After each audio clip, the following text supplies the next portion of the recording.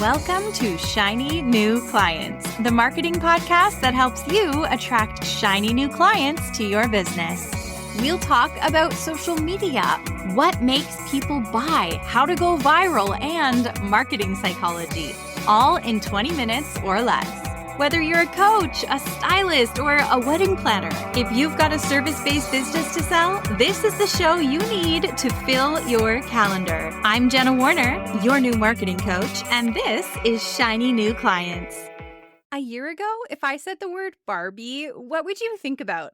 I bet you think about the color pink, or I bet you might also think that's lame. I haven't played with Barbies in years. I have no interest in anything to do with Barbies. And yet, Barbie has been shoved in our faces for the last couple of weeks and months for most of 2023, preparing for this epic Barbie movie launch. And they have done some brilliant shit with this marketing campaign. If you told me that Barbie was going to be the hit of the summer, I would not have believed you. Like, why? Why Barbie? That's not the first thing that I'm running to see. But I bet even my 70-year-old dad knows that Barbie just premiered because they have been all over every screen for months. So in today's episode, we're going to talk about some of the marketing strategies that the Barbie marketing team, bless their hearts, they're all queens, used to take over the freaking internet. And guess what? Some of these strategies, most of these strategies, are things that you can do to get more eyeballs on your content and more eyeballs on your business too. And it's going to be fun.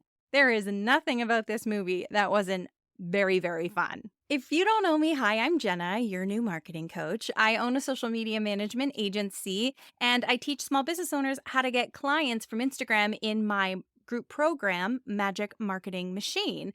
But I used to be a publicist, and I used to actually work with a publicist. So I was part publicist, part social media manager for films. So I've traveled to all sorts of film festivals, TIFF and Sundance, helping films build their own social media presence up. And I've also worked for a bunch of TV shows and, documentaries. It was always indie stuff.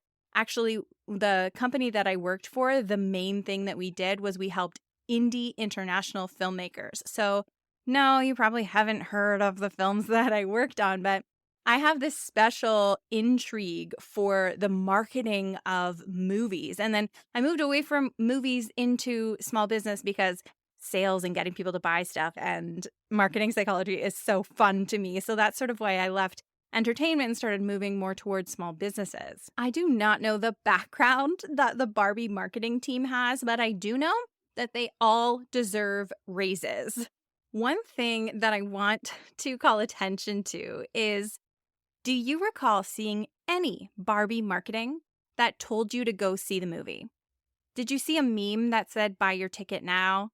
Did you see a trailer that said pre-sales are now open? Because I cannot remember any bit of marketing that I saw that literally told me, go buy your ticket, go see this show, because that wasn't their main approach. Isn't that cool when you think about it that way?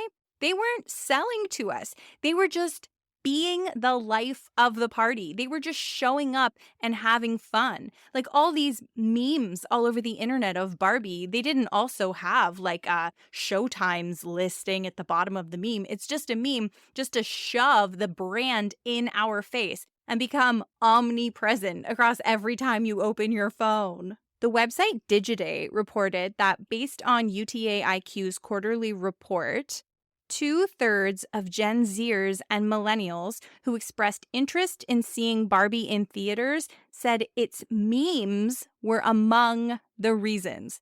So the memes created sales. So in your social media strategy, if you follow the sort of system that I always teach, you have growth content, which is content designed to get new eyeballs on you.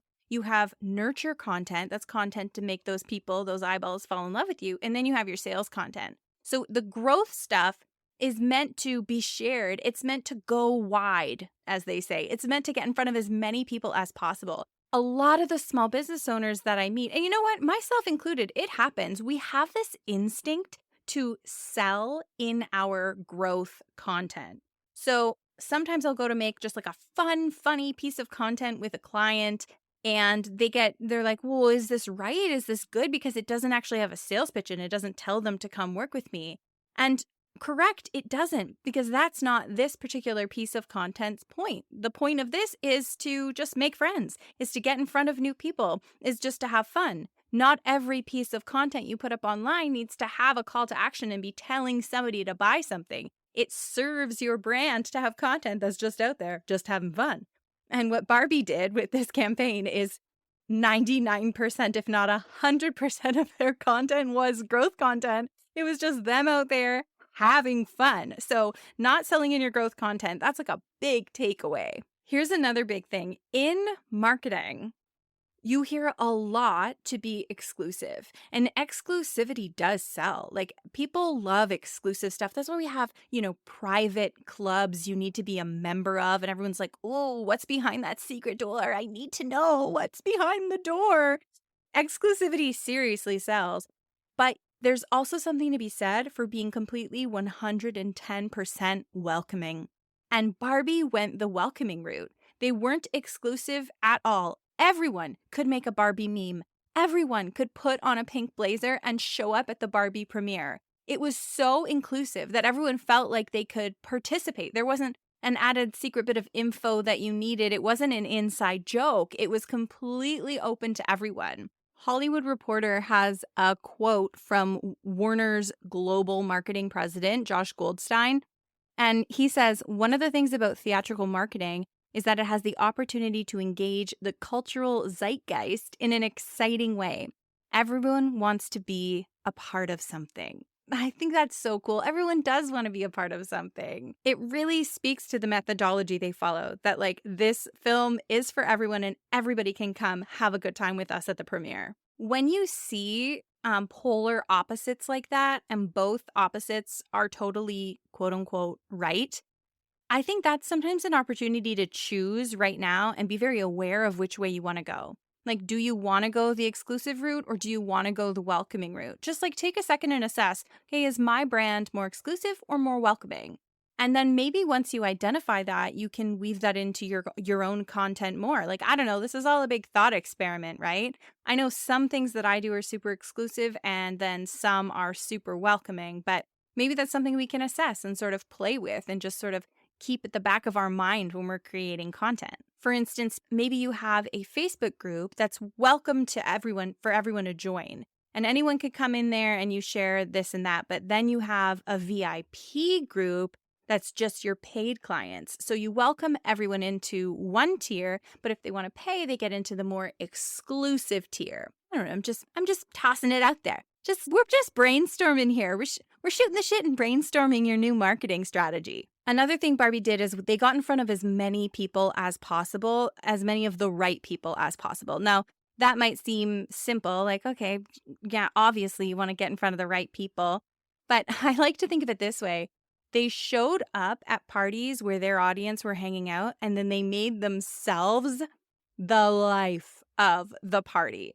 So they went to pride parades and had Barbie floats in pride parades. They had affiliations with Prada. They had affiliations with Crocs. Like, they didn't just get promotional partners. They got promotional partners and then made themselves the focus and made themselves the life of the party where people were hanging out.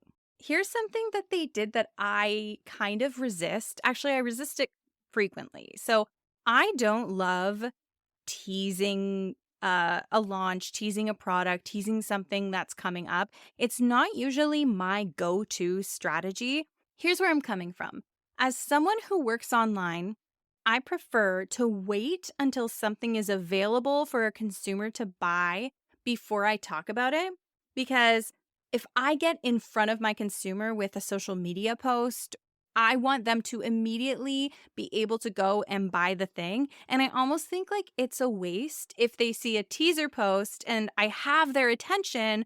I want to take advantage of the fact that I have their attention right now. And if I can't send them to a link, then I'm like, well, what if I never see them again? What if the algorithm never puts me in front of them again? It kind of feels like it's wasted. But I have been learning more and more about how powerful teasing can be.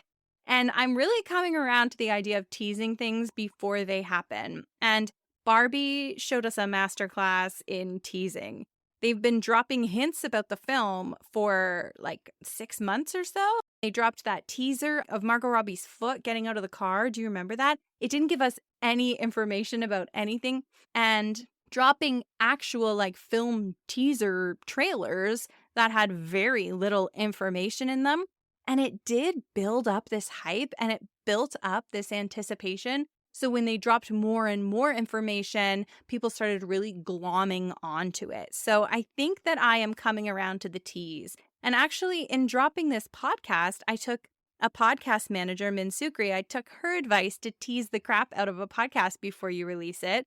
And it was against my judgment. My initial instinct, like I said, is not to tease it. But I listened to her and I thought it was really freaking fun to tease the crap out of this podcast. And because of that, on launch day, we had a lot of people streaming it. Thank you so much, by the way. Hey, thanks for being here. I should say that.